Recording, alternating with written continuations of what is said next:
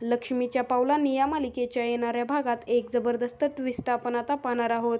अखेर काजू वेश बदलून चांदेकरांच्या घरी आलेली असते. त्यावर अद्वैत व सरोज तिचा खूप अपमान करतात.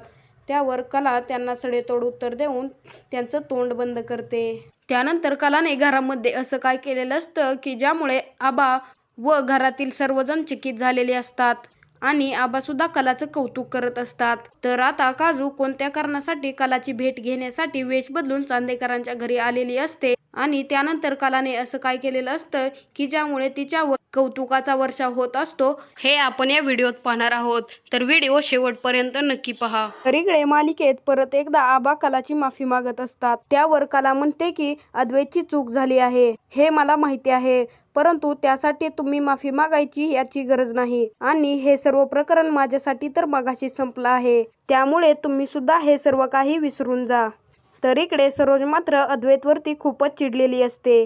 तेव्हा अद्वैत सरोजला म्हणत असतो की मी तुझी अवस्था समजू शकतो आणि माझ्या आयुष्यातील आज सगळ्यात खराब दिवस आहे, कारण त्या मुलीची माफी मला आबांनी सर्वांसमोर मागायला सांगितली. तसंही वेळेसोबत दिवस बदलतातच. आज मला त्या मुलीची माफी मागायला लागली आहे, परंतु एक दिवस मी असा आणेन की ती मुलगी माझ्यासमोर नाक घासून माझी माफी मागेल. तू फक्त माझ्यावरती विश्वास ठेव. एक दिवस जेव्हा मला ती नैना भेटेल ना, मी या फॅमिलीची पोल खोलेन. मी त्यांना त्यांच्या गुन्ह्यांची शिक्षा दिल्याशिवाय मी शांत बसणार नाही. त्यावर सरोज त्याला म्हणते की तुझ्या मनामध्ये जी आग निर्माण झाली आहे ती शांत करण्याचा तू प्रयत्न करतो आहेस, परंतु अद्वैत काल रात्री याच प्रकरणामुळे तुझ्या हातून खूप मोठी चूक घडली आहे आणि तुला परत असं घडू द्यायचं नाही. आणि मला माझ्याच घरातील लोकांनी खूप खालच्या नजरेतून पाहिलं आहे. त्यांच्या नजरात मला खूप सारे प्रश्न विचारत होत्या आणि हे सर्व बदलण्यासाठी माझ्याकडे एकच मार्ग उरला आहे, तो म्हणजे नैना, असं अद्वैत सरोजला म्हणतो. माझ्यावरती विश्वास ठेव की परत तुला अशी मान खाली घालावी लागेल असं कोणतंही काम मी करणार नाही.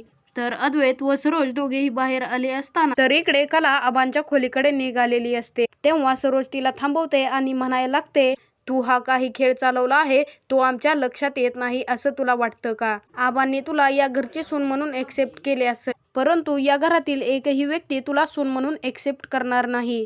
तेव्हा कला सरोजला सडेतोड उत्तर देत म्हणते की मी कोणताही खेळ रचलेला नाही किंवा तुमची मनं दुखवावी असा माझा कोणताही हेतू नाही. मी तर फक्त आबांच्या खोलीमध्ये निघाले होते. त्यावर अद्वैत चिडून तिला म्हणतो, तू काय स्वतःला या घरची सून समजत आहे का व मालकिनीसारखी उठसूट कोणाच्याही खोलीत घुसत असतेस? तेव्हा सरोजला व अद्वैतला कला म्हणते की अजिबात नाही, कारण मी माझ्या मर्यादा ओळखून आहे. तेव्हा सरोज म्हणते की तुला आबांच्या खोलीत जाण्याची परवानगी कोणीच दिली?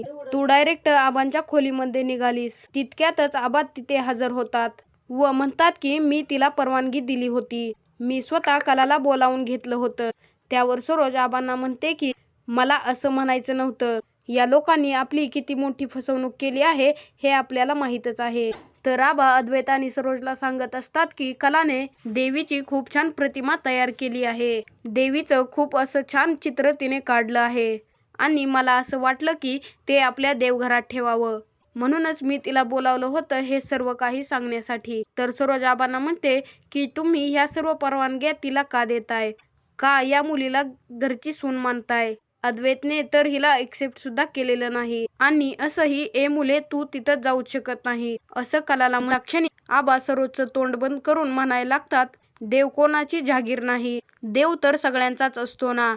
या घरची मोठी सून असून सुद्धा तू असं कसं काय वागू शकतेस? आणि देव तर सगळ्यांचा असतो ना, त्याच्यावरती असा हक्क नाही दाखवायचा. असं म्हणून आबा आता कलाला तिने तयार केलेलं चित्र देवघरामध्ये ठेवण्यासाठी सांगतात, परंतु कला म्हणते की राहू द्या आबा, कारण या घरातील कोणाचंही मन दुखवून मला माझी कोणतीही इच्छा पूर्ण करायची नाही. त्यावेळी अद्वैत लगेचच पुटपुटत कलासमोर म्हणायला लागतो की हिचं सर्वांसमोर महान बनण्याचं नाटक सुरू झालं. तेव्हा कला सुद्धा अद्वैतला सडेतोड उत्तर देत म्हणते की मी काही नाटकं करत नाही आणि आपली देवावरती जर पूर्ण श्रद्धा असेल तर ही मूर्ती व फोटो कुठेही लावण्याची गरज नाही. तर कला लगेचच ती प्रतिमा घेऊन आपल्या खोलीकडे निघालेली असते. त्यावर सरोज तिला म्हणते की आता कुठे जात आहेस तू? त्यावर कला म्हणते की या घरात मला सर्व काही ठिकाणी जायची परवानगी नाही, परंतु एक जागा अशी आहे की ज्या ठिकाणी मी जाऊ शकते, माझी स्वतःची रूम, स्टोर रूम. त्यावर सरोज लगेचच आबांना म्हणते की पाहिलं का आबा, ही देवीची प्रतिमा आता ती स्वतःच्या रूममध्ये ठेवणार आहे. तिथे कचरा आणि कबाडा टाकला जातो. त्यावर कला म्हणते की जर असेच असेल तर मला परवानगी द्या की या प्रतिमेला तिच्या योग्य जागी लावण्यासाठी. तसंही तुम्हाला ते करायचं नाहीये. तर कला तेथून स्वतःच्या रूमकडे निघून गेलेली असते. त्यानंतर आबासुद्धा तेथून निघून जातात. तर सरोज इतकी चिडलेली असते की ती म्हणते, या मुलीने तर आज सर्व हद्द पार केली. सर्वांसमोर मला तोंडावर पाडलं ते पाडलं आणि त्यातून मला जाब विचारते. हिला तर आता मी सोडणारच नाही. तेव्हा अद्वैत सरोजला म्हणतो की आई, तू आधी तुझा राग शांत कर, कारण या मुलीच्या कोणत्याही गोष्टीवर रिॲक्ट व्हायचंच नाही. आणि त्यातूनही तुम्हाला सकाळी सांगितलं होतं की हिची कोणतीही गोष्ट मनाला लावून घ्यायची नाही. आता हिच्याकडे मी बघेन, तू स्वतःला त्रास करून घेऊ नकोस. इतक्यातच बाहेरून वॉचमन आलेला असतो आणि तो अद्वैतला सांगतो की कलाताईंना भेटण्यासाठी खूप सारी लहान मुलं आणि अजून कोणीतरी आलं आहे. तेव्हा अद्वैत चिडतो आणि म्हणायला लागतो की मी 1000 वेळा तुम्हाला इन्स्ट्रक्शन दिली आहेत ना की जर त्या मुलीच्या घरचे किंवा तिच्या बाबतीतले कोणी बोलवण्यासाठी आले किंवा तिला भेटण्यासाठी आले तर अजिबात त्यांना इथे येऊ द्यायचं नाही आणि तुम्ही त्यांना सोडायचं सुद्धा नाही. तर इकडे लगेचच कला पदर खोचते आणि स्टोअर रूम साफ करायला लागते. कलाने स्टोअर रूमचा पूर्णपणे कायापालट केलेला असतो आणि ती रूम इतकी सुंदर बनवलेली असते की ज्यावेळी सोहम तिच्याकडे येतो त्याच वेळी तो कलाचं खूप कौतुक करत असतो आणि म्हणायला लागतो, खरंच आता या रूममध्ये येऊन खूप छान वाटतंय. कधी काळी स्टोअर रूम होती असं सुद्धा वाटत नाही. इतक्यातच तिथे रजनी आलेली असते आणि रजनी जेव्हा स्टोअर रूमचा झालेला कायापालट पाहते तेव्हा तिला सुद्धा आनंदाचा धक्का बसतो आणि ती सुद्धा कलाचं खूपच कौतुक करते. तेव्हा कला म्हणते की माझ्याकडून जेवढे काही झालं तेवढे सर्व काही प्रयत्न मी केले आहेत. या सर्व काही तयारीमध्ये काही कमी राहिली असेल तर मला सांगा.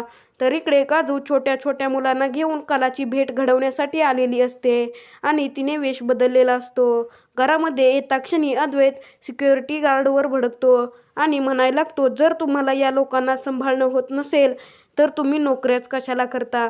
तेव्हा ते सिक्युरिटी गार्ड त्याची माफी मागतात. त्यानंतर अद्वैत वेश बदललेल्या काजूला व त्या छोट्या मुलांना हकलण्याचा प्रयत्न करतो. तर काजू सर्व मुलांना म्हणते की आपण तर आता कलाताईला भेटल्याशिवाय इथून कुठेही जाणार नाही होत ना. तेव्हा काजूच्या पाठीमागे ती छोटी छोटी मुले तिच्या होला हो म्हणतात.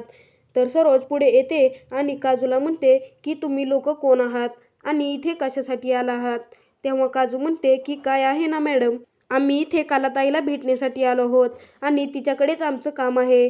कलाताईला भेटल्याशिवाय जाणारच नाहीत, हो की नाही मुलांनो. तेव्हा लगेचच ती मुलं सुद्धा काजूच्या होला हो करतात. त्यावेळी त्या लहान मुलांची टीचर समोर येत व सरोजला म्हणायला लागतात की काय आहे ना, त्याच दिवशी कलाताई आमच्याकडे येऊन छोट्या छोट्या मुलांना नवीन काही ना काही गोष्टी शिकवून जातात आणि आज मुलांना त्यांची खूप आठवण आली आणि त्याही आमच्याकडे शाळेमध्ये आल्या नाहीत, म्हणून आम्ही ठरवलं त्यांची भेट घेण्यासाठी इथे यायचं. इतक्यातच तिथे श्री आलेला असतो आणि रोहिणी सुद्धा. तर काजू सरोजकडे रिक्वेस्ट करत असते कलाला भेटण्यासाठी. तर रोहिणी लगेचच मध्ये ना खुपसते आणि म्हणायला लागते, जर या मुलांनी आज इथे कलाला भेटण्यासाठी जिद्द पकडली आहे म्हणून तुम्ही तोंडवर करून आमच्या घरामध्ये आलात, परत जर यांनी एखाद्या वेळेस प्रधानमंत्र्यांना भेटण्यासाठी तुमच्याकडे जिद्द पकडली असती, हट्ट पकडला असता, तर तुम्ही त्यांना त्यांच्याकडे घेऊन गेला असता का. त्यावर सरोज म्हणते नाही तर काय, आणि तसंही कलासारख्या धोकेबाज आणि कपटी मुलींकडून ही छोटी छोटी मुलं शिकणार तरी काय आहेत. आधीच तिने आमची खूप मोठी फसवणूक केली आहे. तिच्यामुळे आम्हाला किती त्रास होतोय, किती मनस्ताप होतोय हे तुम्हाला माहिती तरी आहे का. आणि ती काजूला त्या मुलांना इथून घेऊन जाण्यासाठी सांगते. तर कलाचा अपमान करत असताक्षणी इथे काजूला खूपच राग आलेला असतो आणि काजू कसा तरी स्वतःचा राग कंट्रोल करते. तर ते शाळेतील टीचर सरोजला म्हणायला लागतात की कलाताई तर आमच्यासाठी आदर्श व्यक्ती आहे, त्यांच्याकडून मुलांनी आतापर्यंत खूप काही शिकलं आहेत. तर सरोज मुद्दाम कलाचा अपमान करत म्हणते की हो, आदर्श व्यक्ती तर आहेच, परंतु फसवणूक करणं, लोकांना मूर्ख बनवणं हे तिला चांगलंच जमतं. तर लगेचच त्या टीचर म्हणायला लागतात की तुम्ही मोठ्या आहात, श्रीमंत आहात, म्हणून काही आमच्या कलाताईंचा अपमान करायचा नाही. कलाताई तुमच्यासाठी कोणी नसतील, परंतु आमच्यासाठी आमचा आदर्श आहेत. तेव्हा काजू म्हणते की मॅडम तुम्ही ना विचार सोडून द्या, या लोकांच्या तोंडाला लागून काही फायदा नाही. तुम्ही जा पटकन कलाताईंना बोलवून आणा असं म्हणते. तेव्हा काजू मुद्दाम आता सर्व मुलांना कला जोरजोराने हाक मारण्यासाठी सांगते. तर मुलांची हाक कलाच्या कानी पडता क्षणी कला मुलांकडे धाव घेते. तर इतक्यातच अद्वैतला हे सर्व काही आवडलेलं नसतं आणि अद्वैत काजूला म्हणायला लागतो की तुम्ही कोण आहात याच्याशी मला काही देणं घेणं नाही आणि हे काही गार्डन नाही इथे तोंडवरी करून यायला आणि धिंगाणा आरडाओरडा करायला. तर आत्ताच्या आता इथून बाहेर निघा. कलासमोर येता क्षणी तिने वेश बदललेल्या काजूला अचूक ओळखलेलं असतं. ती मुलं काजूच्या कडेने घेराटा घालतात आणि तिला मिठी मारायला लागतात. तर आता त्यानंतर अद्वैत त्या छोट्या मुलांना आणि काजूला हकलून लावणार का आणि परत त्यांच्यासमोर कलाचा अपमान करणार का, की कला परत एकदा सडेतोड उत्तर देऊन चांदेकरांचं तोंड बंद करणार व त्या मुलांसोबत न्याय करणार का, हे आपण येणाऱ्या भागातच पाहणार आहोत. लक्ष्मीच्या पावलांनी या मालिकेचे येणारे भाग पाहण्यासाठी आपल्या चॅनलला सबस्क्राईब करा.